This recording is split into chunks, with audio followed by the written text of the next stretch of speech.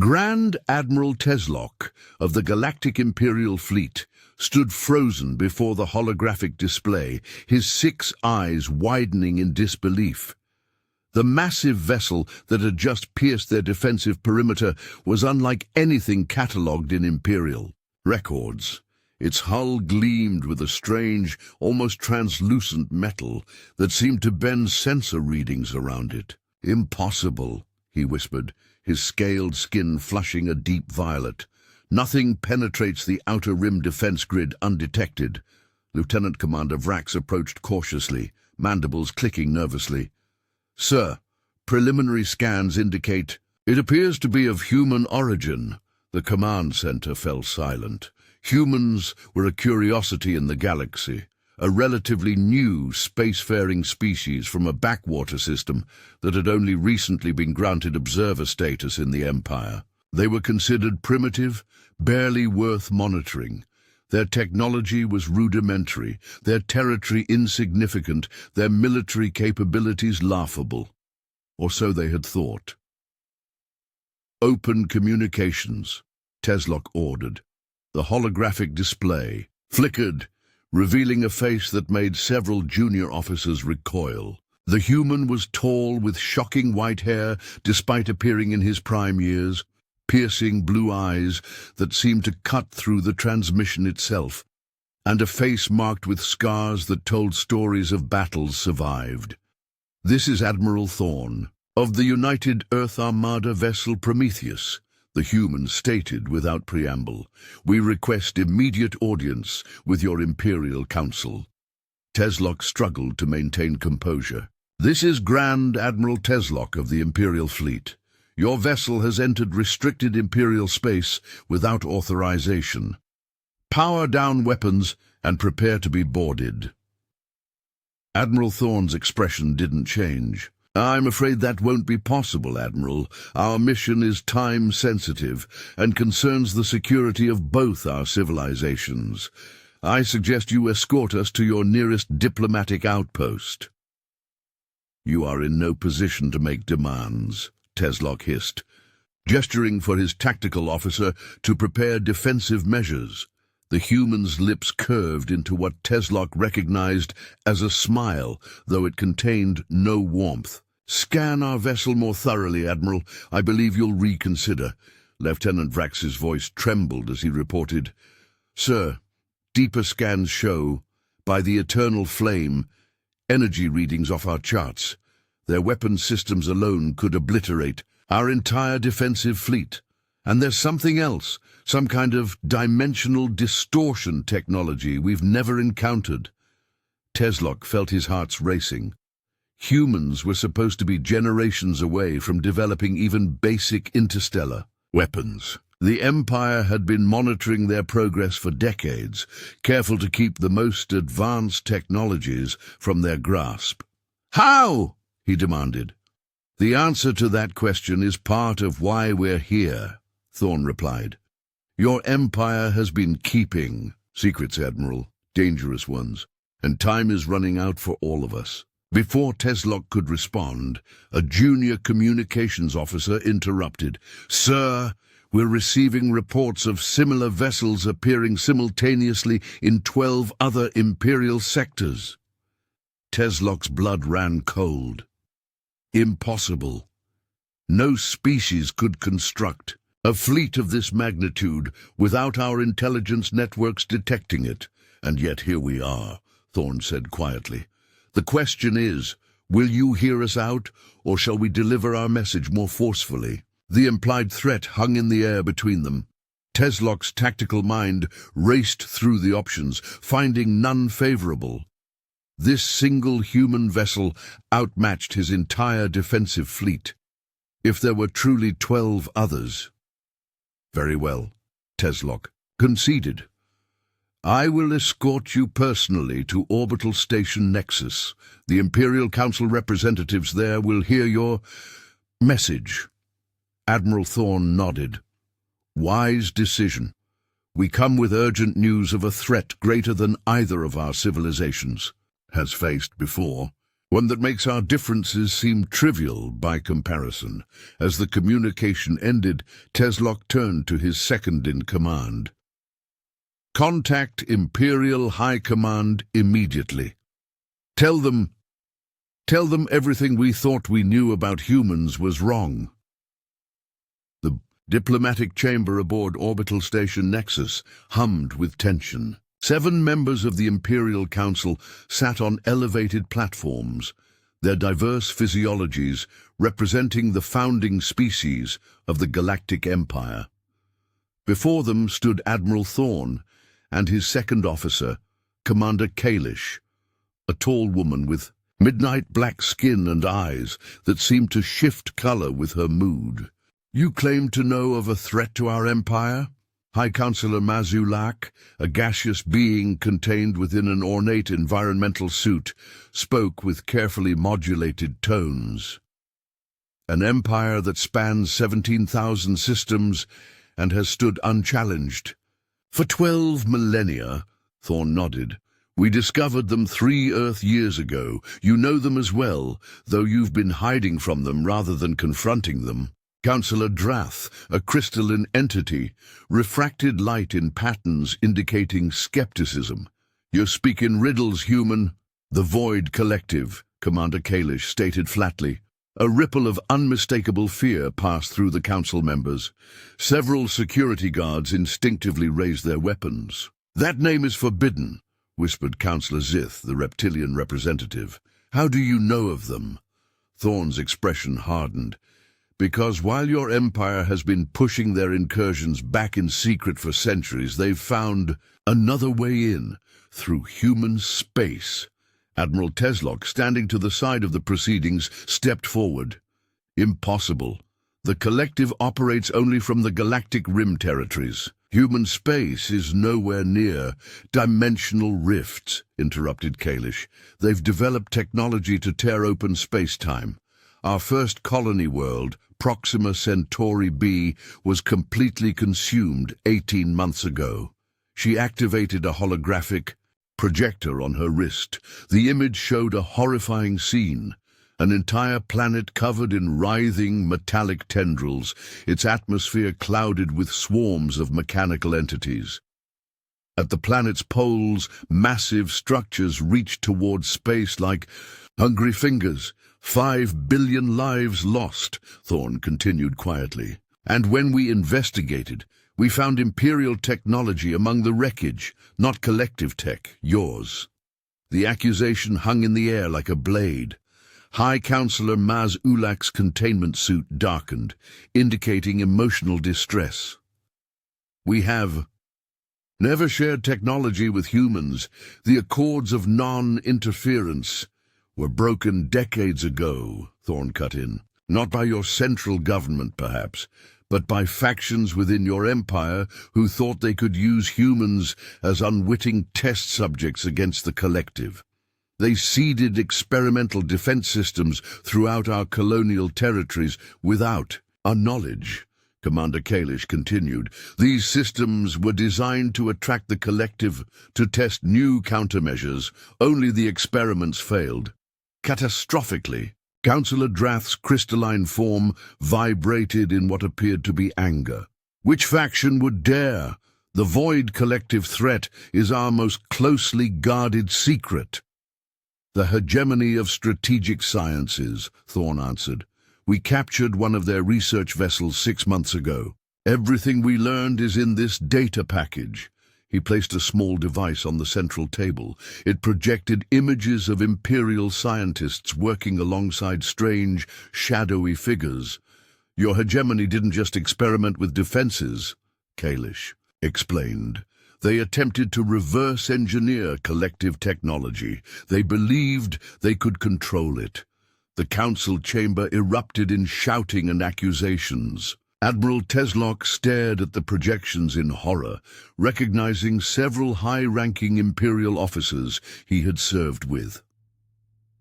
When order was finally restored, Thorne continued, "The collective isn't just coming for humanity now. They've used our worlds as stepping stones. They've learned from your experimental defenses, and they're preparing for a full-scale invasion of the core Imperial worlds.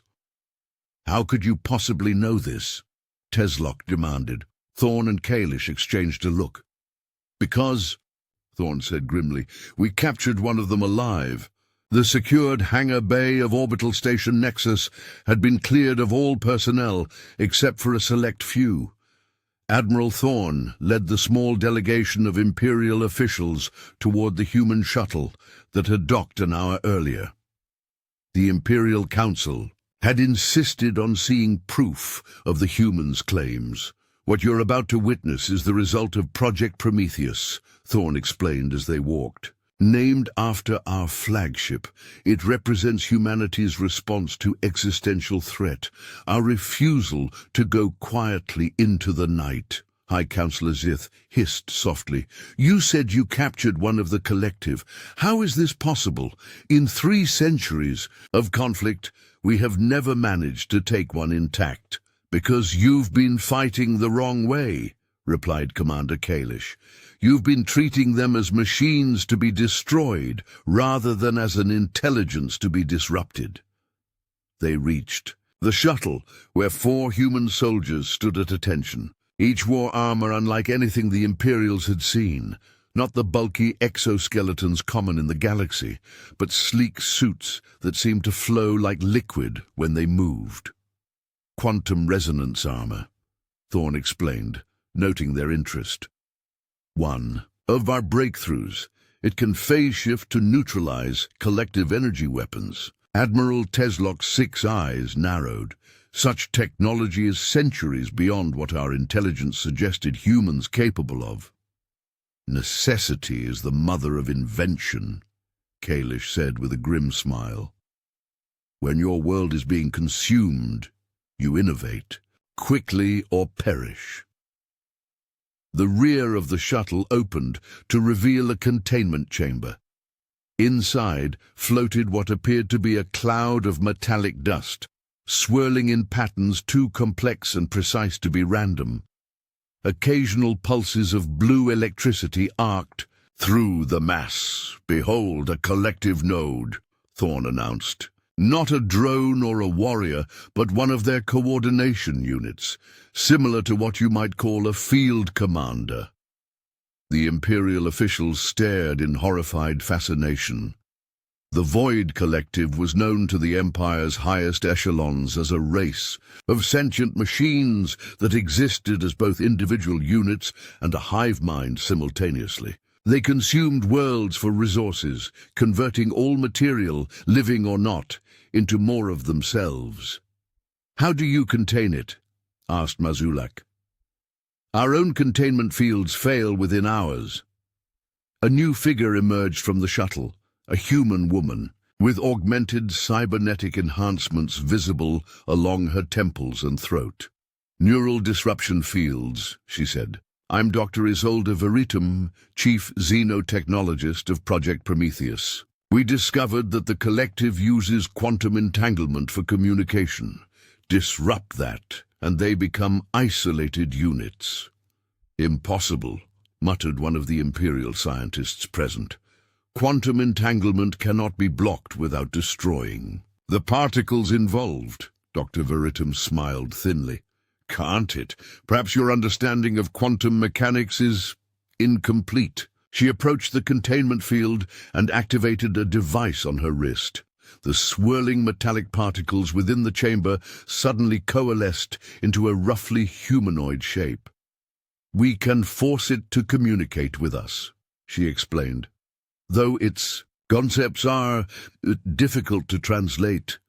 The metallic form pulsed with light as Dr. Veritum's device projected its voice, a series of sounds that seemed to exist at the edge of hearing, causing discomfort in all present. It says, "The consumption approaches. The great hunger will not be denied. All will become us." Dr. Veritum translated. Charming, isn't it? Thorn stepped forward. Tell them when. Dr. Veritum adjusted her device. The metallic form writhed. As if in pain.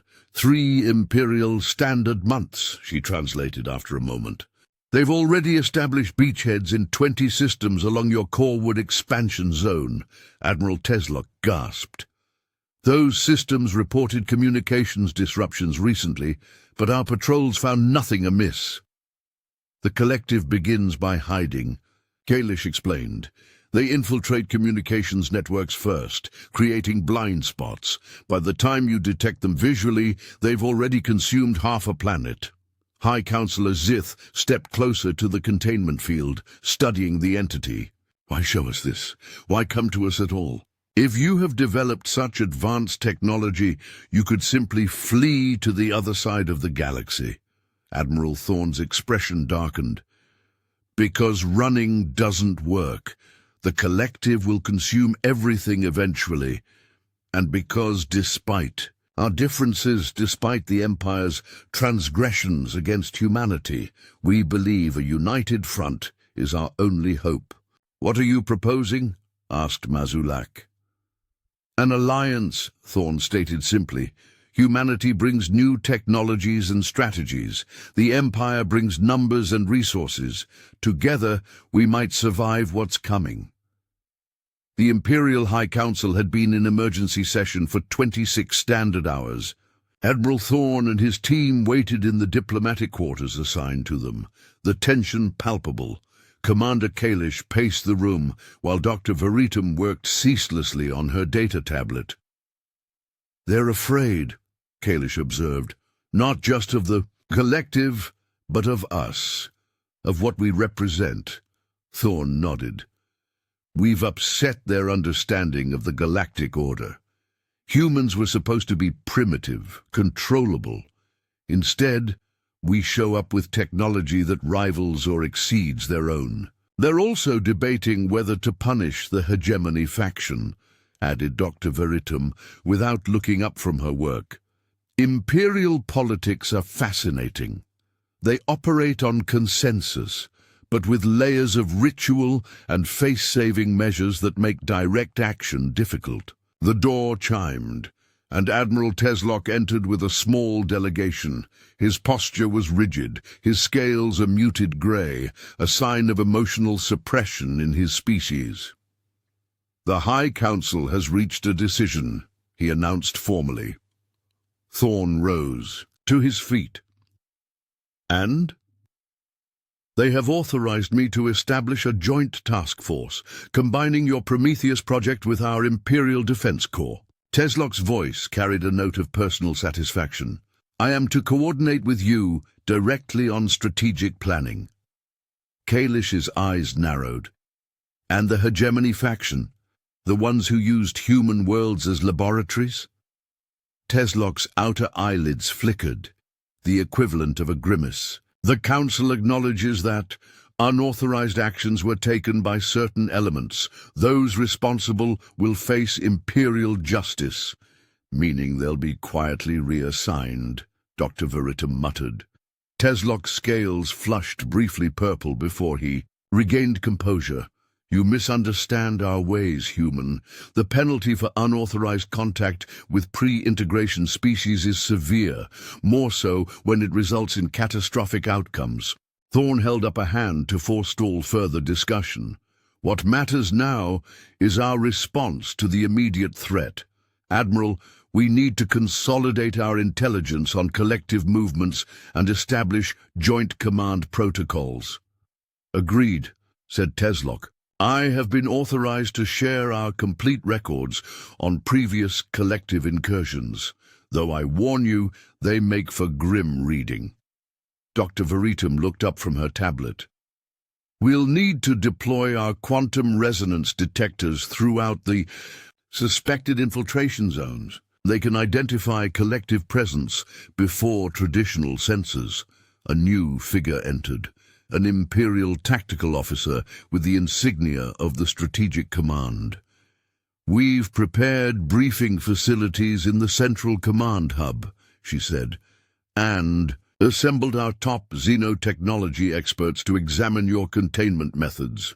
As they prepared to leave, Teslock held Thorne back momentarily. When they were alone, the Imperial Admiral spoke quietly. "There is something you should know, Admiral Thorne. The Council did not reach this decision easily. There are factions who believe humanity represents a greater long-term threat than the collective." Thorne's expression remained neutral. "Because we developed independently, because we found solutions your empire couldn't? Because in mere decades you've accomplished what takes most species centuries," Teslock replied. "Your adaptability frightens them. Some argued we should let the collective consume your remaining worlds while we fortify the Imperial core. But you argued differently."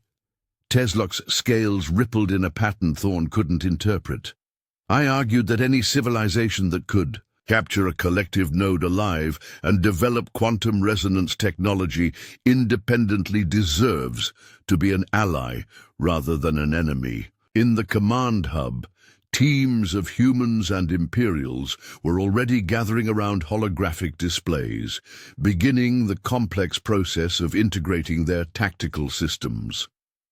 Dr. Veritam was explaining the principles of the quantum disruption field to fascinated Imperial scientists, while Commander Kalish reviewed Imperial battle records with senior tactical officers. "We have 3 months, Thorne said softly. 3 months to prepare for an enemy that has never been defeated, only temporarily contained." Teslock's 6 eyes blinked in sequence, a gesture of determination. "Then we shall have to accomplish the impossible together."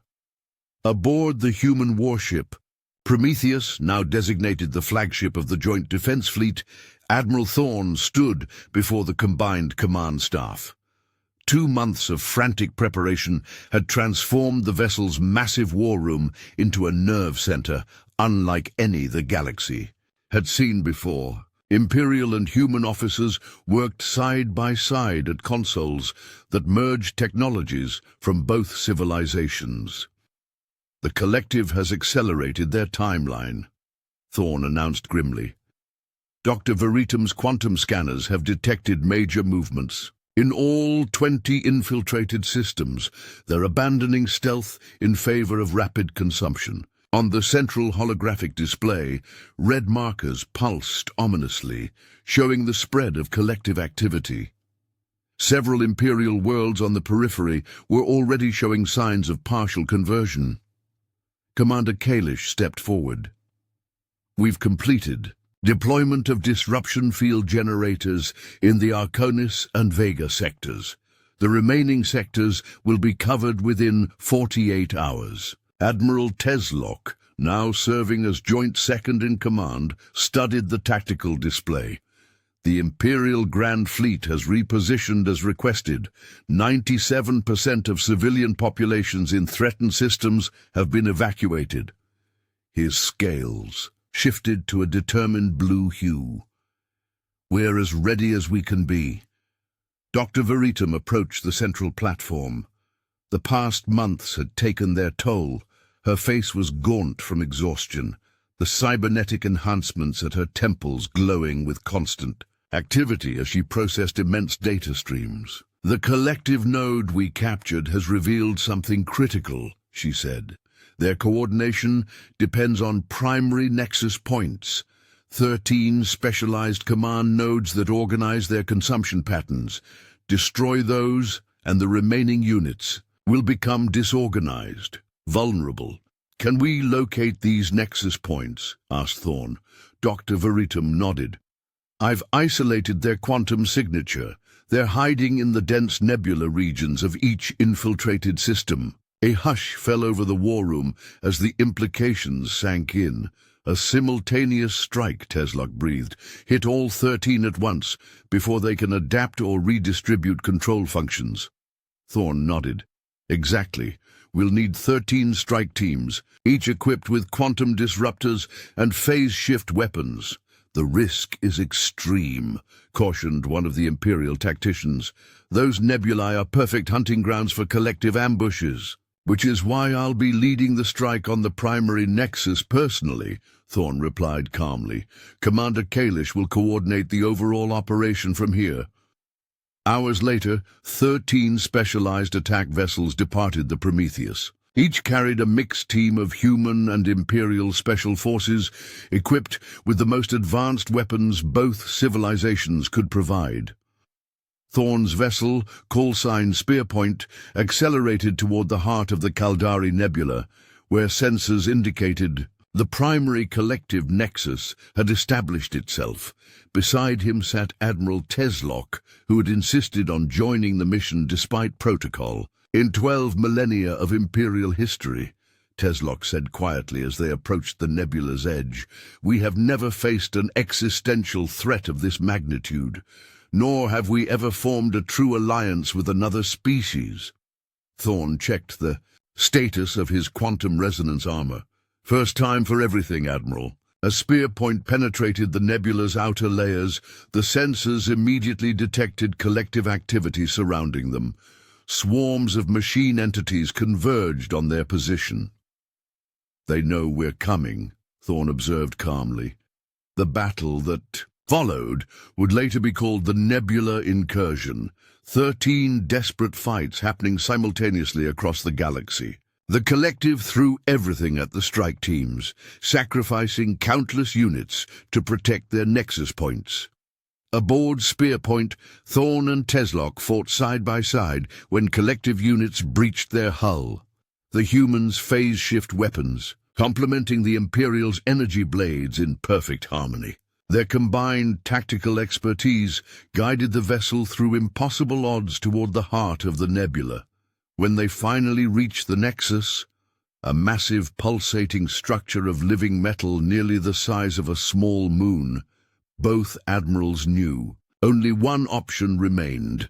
"The quantum disruptor can't penetrate that shell from here," Thorn said, studying the readings. "Someone has to deliver it directly to the core." Their eyes met in understanding. "It has been an honor, Admiral Thorn," Teslock said formally. Thorn smiled. "Likewise, Admiral Teslock." Together, they boarded the shuttle equipped with the experimental quantum disruption bomb, a device designed to sever all quantum entanglement within a stellar-scale radius. With Spearpoint providing covering fire, they piloted directly toward the Nexus core. Across the galaxy, 12 other teams fought with equal determination, pressing forward against overwhelming odds, inspired by the knowledge that humanity and the Empire had finally found common purpose in survival. As their shuttle penetrated the final defenses of the primary nexus, Admiral Thorn opened a channel to the Prometheus. "Commander Kalish, status report." Her voice came through, strained but triumphant. 10 nexus points breached, 11, 12. We're just waiting on you, sir." Thorn looked at Teslock as they initiated the disruption bomb's countdown sequence. "It seems we've accomplished the impossible after all." The Imperial Admiral's scales shimmered with what Thorn now recognized as pride. "Perhaps this is the beginning of something greater than either of us imagined." As the disruption wave expanded outward from all 13 points simultaneously, the collective presence across the galaxy fragmented. Without their coordination nodes, the once unstoppable consumption machine broke apart into isolated, manageable fragments. In the aftermath, as recovery operations began across the affected systems, a new Galactic Council chamber was constructed, aboard Orbital Station Nexus. At its center stood a monument, 2 figures, one human, one Imperial, standing back to back. Weapons raised in shared defense of all sentient life. The plaque beneath it bore a simple inscription in both human and Imperial script. "Together we stand against the darkness, different in origin, united in purpose." Humanity had arrived on the galactic stage, not as supplicants or observers, but as equals, and the galaxy would never be the same.